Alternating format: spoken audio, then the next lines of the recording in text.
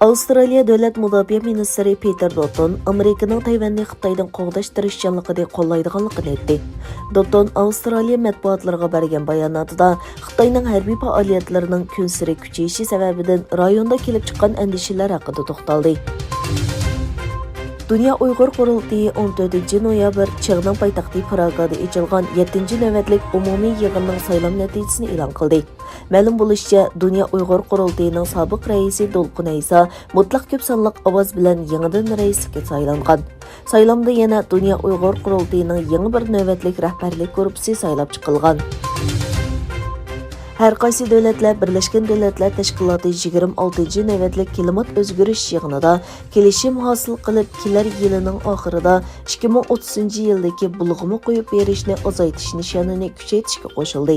Shotlandiyaning Glasgow'da o'tkazilgan yig'inida ba'zi qarshiliklarga qaramay suhbatga qatnashgan barliq davlatlar bu kelishimga imzo qo'ydi. Amerika Tashqi ishlar ministrligining bayonotchisi Ned Price Xitoy hukumatini Uyg'urlarga qaratayotgan jinoyatlarni oyoqlashtirishga chaqirdi. U Amerika Yahudi qirg'inchiligi xotira muzeyining Uyg'urlar to'g'risidagi maxsus dokumentlarining e'lon qilinish munosabati bilan yuqorgi chaqiriqni e'lon qilgan bo'lib, Twitter'dagi rasmiy hisobida bunday degan: Biz Amerika Yahudi qirg'inchiligi xotira muzeyining chaqirig'iga ovoz qo'shamiz. Xitoy Xalq Jumhuriyati Sharqi Turkistondagi Uyg'urlarga va boshqa osonliq millat a'zolariga qaratgan insoniyatga qarshi jinoiy qilmishlarni to'xtatish kerak.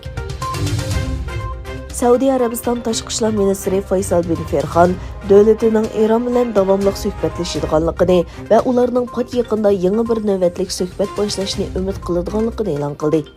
Bin Farhan Fransiya 24 kanaliga bergan bayonotida Saudiya Arabiston bilan Eronning oldingi 4 qitimliq suhbatining faqat izlanish maqsadida ekanligini, ammo ikki tarafning aloqalashishni xohlaydiganligini bayon qildi.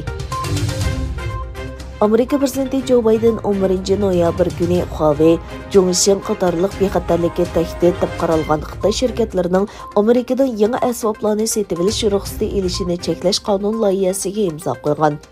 Amerika hukumatining Xitoy telefon va texnologiya shirkatlarini cheklashni nishon qilgan bexatar asboblar qonuni nomli bu qonun loyihasi 28 oktyabr Amerika Kengash palatasi, uningdan sal burun Avom palatasi tomonidan ma'qullangan edi.